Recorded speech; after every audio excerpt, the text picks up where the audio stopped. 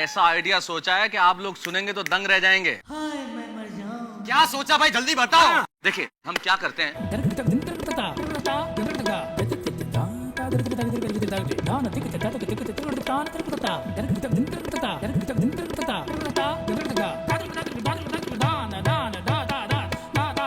फिर देखना डॉक्टर हाथी के चेहरे से हंसी ऐसे गायब होती है जैसे गधे के सर से सींग। कैसा लगा आइडिया बताओ? ग्रेट। अरे एक मिनट, कहीं उनका बुरा लग गया तो? भाई पोपटलाल, हम तो चाहते हैं कि उनको बुरा लगे तो ही उनका हंसना बंद होगा ना। करेक्ट। हाँ। बिल्कुल। ये डिब्बा कुछ समझता ही नहीं। चलो फिर बुलाएं डॉक्टर हाथी को बाहर। डॉक्टर हाथी। नहीं नहीं, ऐसे हाय हाय नहीं बोलते। बाहर आए। डॉक्टर हाथी। डॉक्टर हाथी। डॉक्टर हाथी। डॉक्टर हाथी। डॉक्टर हाथी। डॉक्टर हाथी। बबीता जी आप रहने दो, गला बैठ जाएगा आपका। और लोग है ना बहुत है, सब चिल्ला रहे हैं, आराम से। इनकलाब जिंदाबाद। अरे आजादी की लड़ाई नहीं है भाई। पोपटलाल छोड़ो। अरे कहाँ से कहाँ जा रहे हो? अरे डॉक्टर हाथी। बाहर आए। अरे इतना प्यार से नहीं, जोर से बुलाओ। डॉक्टर हाथी। बाहर आए। डॉक्टर हाथी। बाहर आए। अरे जल्दी आओ ना यार, इतना क्या टाइम लग रहा है? आगे। आइए। क्या हुआ? आप लोग इस तरह चिल्ला क्यों रहे हैं? क्या गया भाभी?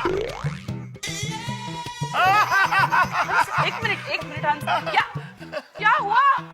अभी पता चल जाएगा क्या हुआ। हमारे सोसाइटी का सेक्रेटरी हाथ पर अब तो गरम पीड़े, बताइए क्या हुआ? शुरू करो। बिल्कुल। कोमल भाभी जी, ये कहते हैं बहुत दुख हो रहा है, लेकिन आप तो जानती है कि डॉक्टर हाथी की हंसी रुक नहीं रही है। इनकी हंसी की वजह से सोसाइटी में भीड़ इकट्ठा हो रही है, इससे हमें कितनी परेशानी हो रही है। इसलिए सभी सोसाइटी कमेटी मेंबर्स ने डिसाइड किया है कि आपको अभी के अभी ये घर खाली करना पड़ेगा। यस, बिल्कुल करना पड़ेगा।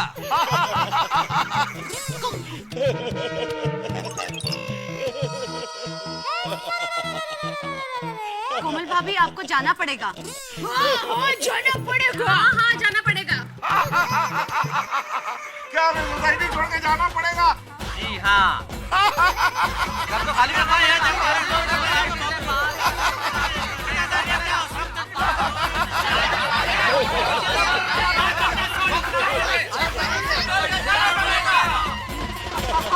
तुम्हारे हंसने की वजह से आज हमें गोकुलधाम सोसाइटी छोड़ के जाना पड़ेगा।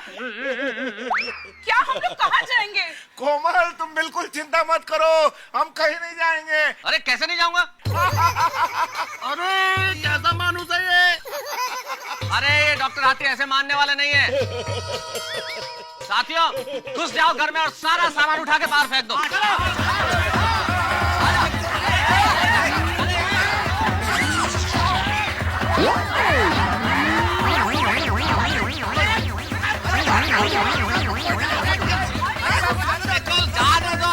बाबू जी संभल के। ऐसा कैसे सोच लिया आप लोगों ने? अरे ऐसे कैसे आप लोग हमें यहाँ से निकाल सकते हैं? मैं इतने साल आप लोगों के साथ यहाँ रहा और आप लोग हमारे साथ ऐसा करेंगे? कहाँ गई आपकी दोस्ती? आप कहते हैं ना कि हम सब परिवार हैं, तो क्या मैं आपके परिवार का हिस्सा नहीं हूँ? ऐसा लोग करेंगे आप लोग हमारे साथ? ऐसी क्या गलती हो गई है मुझसे जो आप लोग हमें सोसाइटी से निकाल रहे हैं? मेरे घर में कोई नहीं घुस सकता। दोस्तों देखो चमत्कार हो गया, डॉक्टर हाथी का हंसना रुक गया। देखो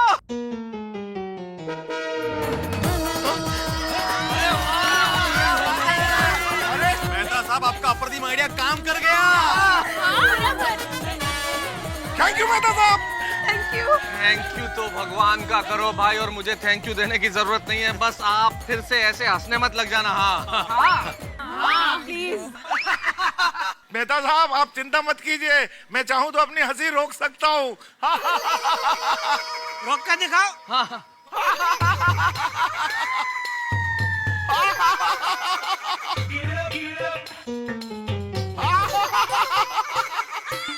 अरे देवा,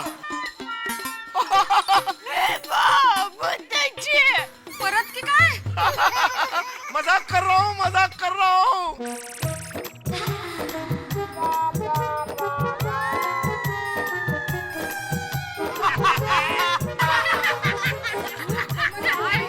करा दिया इन्होंने। असो रुको, असो रुको। अभी बराबर है, वो सिस्टम बराबर काम कर रहा है, बराबर है। अरे डॉक्टर हाथी ठीक हो गया ना, पक्का हो गया। चलो डॉक्टर हाथी घर चलते हैं। कोमल भाभी अभी आप हंस बोल सकती है। अरे हाँ, थैंक यू। चलो भाई चलो, चलो माधवी। चलो भाई, ओके। चाय भाई पिला भाई जरा घर पे। मैं परेशान है बापू, बापू जाए।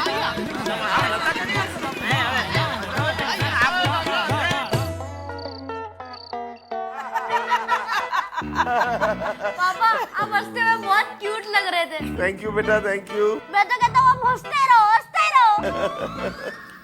गोली बेटा, तुम्हारा दिमाग तो ठीक है ना? हाँ? Sorry mummy. हाँ हंस, खबरदार अगर तुम अगले 1 महीने तक हंसे तो। अरे पूरे महीने का हंसने का कोटा तुमने 1 दिन में हंस के पूरा कर दिया है। अरे सुबह से हंस हंस के पूरे सोसाइटी वालों को तुमने परेशान कर दिया था। पता है कोमल, तुम्हारी बात बिल्कुल सही है। मेरी वजह से सब लोग बहुत परेशान हुए। तो हाँ कोमल, वो सुबह जो मैंने लड्डू खाए थे, वैसे ही 1 पैकेट और पड़ा था ना। हंस, तुम अब 1 पैकेट लड्डू और खाओगे? अरे मेरे लिए नहीं कोमल, सोसाइटी वालों के लिए। उन लोगों ने कितनी हमारी मदद की, उनकी मदद की वजह से मेरी हंसी रुक गई। सोचता हूँ उनका मुंह मीठा करा दूं। हाँ ये आइडिया अच्छा है, पर हंस याद रहे लड्डू उनको देना, तुम मत खाना। हाँ कोमल, मैं उनके लिए ही मांग रहा हूँ। उठो बेटे, मैं अभी लेकर आती हूँ। पापा एक बार हंसो ना। बोली बेटा, मम्मी से मार खाओगे। अरे कुछ नहीं होगा पापा, आप बहुत क्यूट लगते हो हंसते हुए। हंसो ना एक बार, हंसो। अच्छा एक बार हंसता हूँ।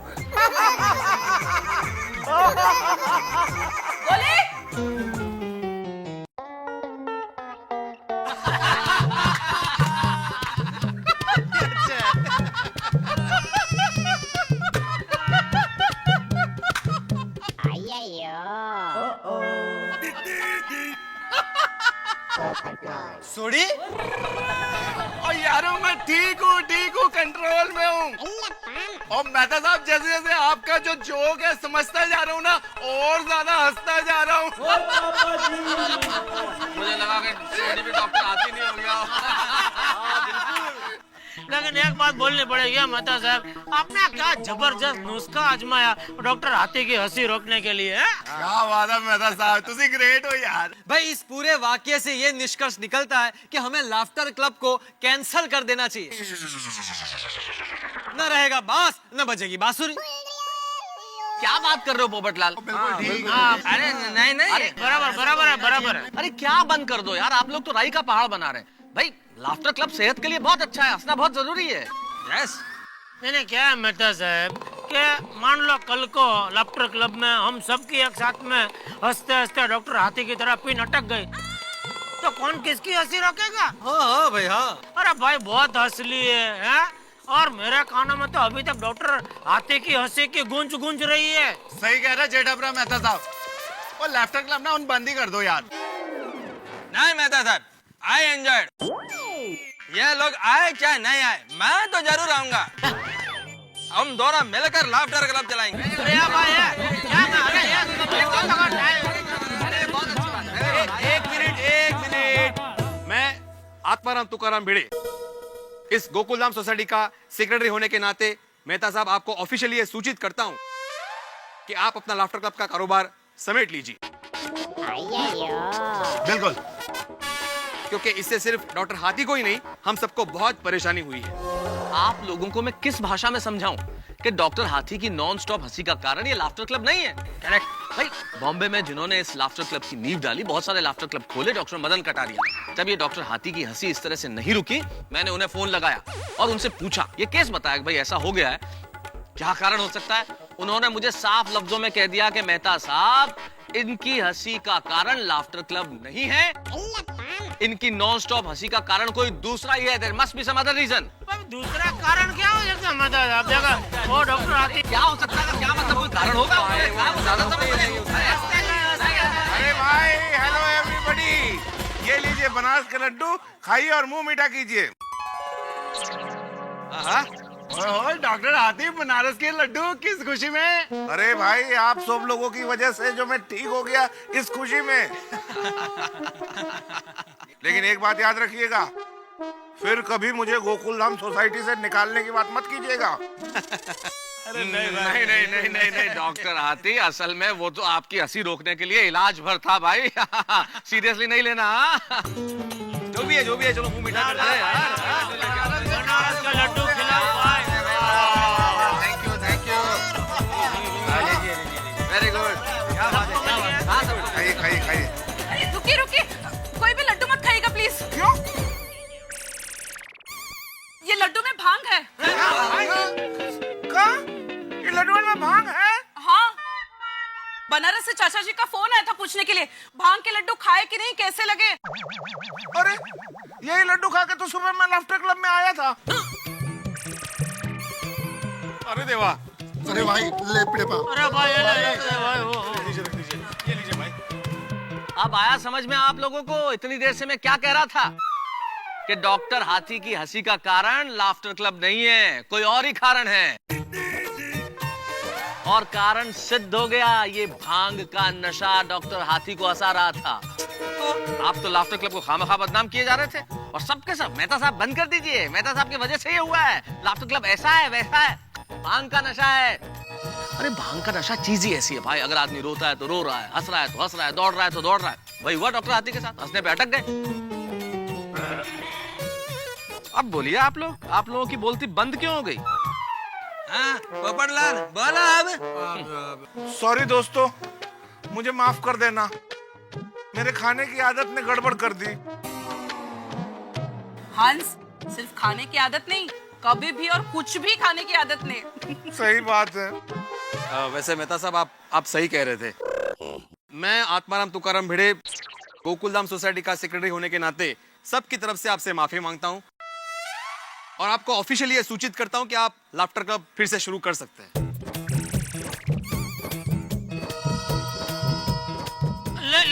लेकिन मैं जेठालाल चंपकलाल गड़े, ये गोकुलधाम सोसाइटी का कमेटी मेंबर होने के नाते एक सुझाव देना चाहता हूँ। लाफ्टर क्लब आप बेशक शुरू कर सकते हैं, लेकिन हफ्ते में सिर्फ एक बार। वाह, क्या बढ़िया आइडिया।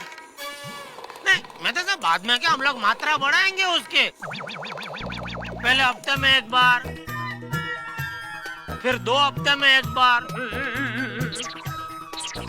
फिर महीने में एक बार। जेठालाल, तुम नहीं सुधरोगे। अरे भाई, भले हफ्ते में एक बार ही सही, लेकिन 2010 केवल हंस।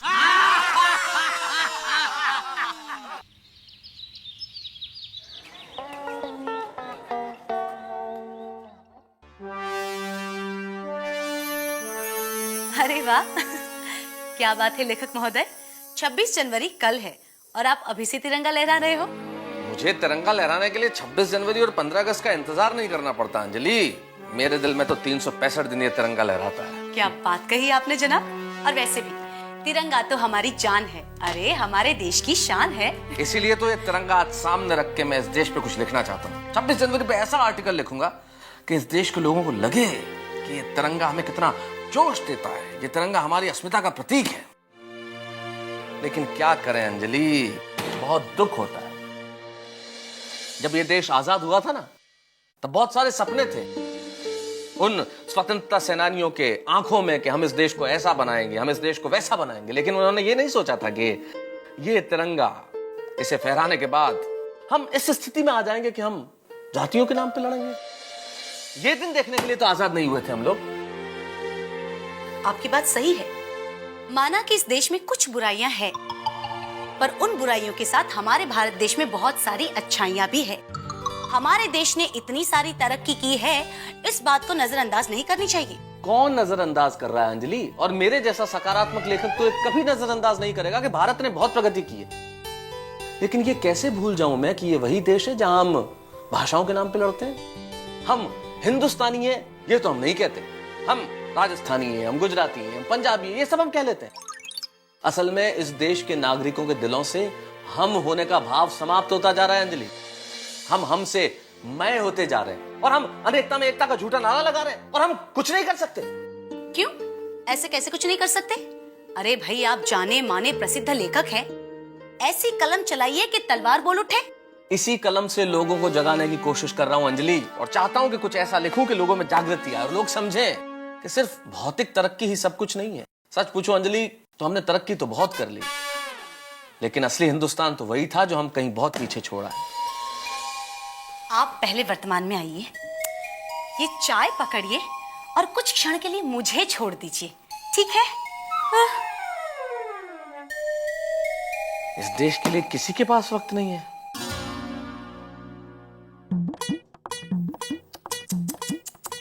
अरे देवा, काय है? भारत के 20% लोगों को भारत की राजधानी नहीं पता, 30% लोगों को 15 अगस्त और 26 जनवरी के बीच का फर्क नहीं पता। काय होना रे?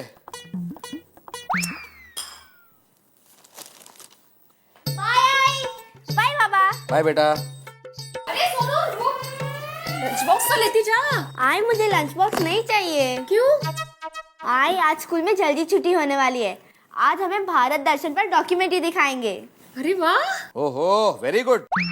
तो उसको ध्यान से देखना, क्योंकि आने के बाद मैं सवाल पूछने वाला हूँ। Okay, bye bye. संभल के जाओ बेटा। हो, बाय। अच्छा माधवी, क्या तुम्हें पता है कि कश्मीर से कन्याकुमारी तक की दूरी कितने किलोमीटर है? क्या आपको पता है कि हमारी कन्या की स्कूल हमारे घर से कितने किलोमीटर है? चलो ये छोड़ो, एक मिनट। ये बताओ कि भारत में कितने राज्य हैं? आप ये बताइए कि मेरे अचार में कितने मसाले हैं? अरे तुम मेरे सवाल पे सवाल क्या पूछ रही हो? तो आप कैसे सवाल पूछ रहे हो सुबह सुबह? तुमने ये पेपर पढ़ा? नहीं, मैं बाद में पढ़ लूंगी, मुझे बहुत सारा काम है। अरे देश की समस्या से बढ़कर कौन सा काम हो सकता है माधवी? सुबह सुबह पेपर ना पढ़ना ये देश की समस्या है? नहीं, वैसे नहीं बोल रहा हूँ माधवी, लेकिन आज का पेपर पढ़ो।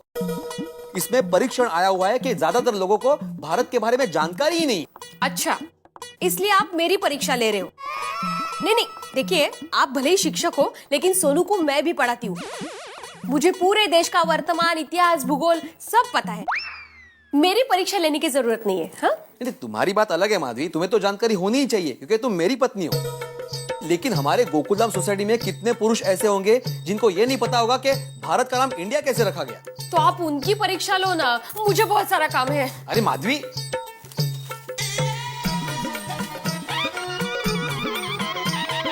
अप्रतिम idea.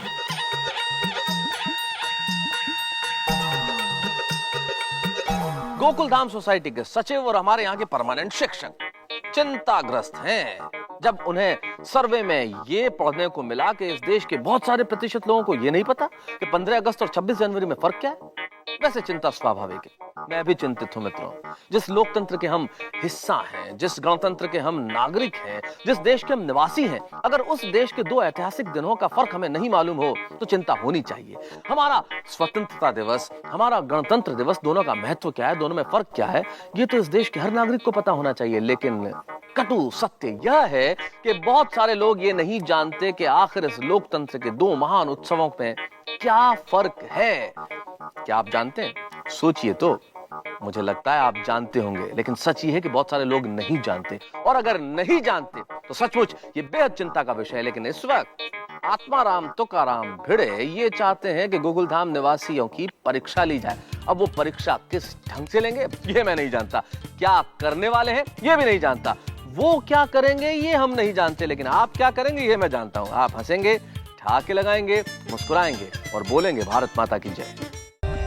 For more updates, subscribe to our channel, click the show links and enjoy watching the videos.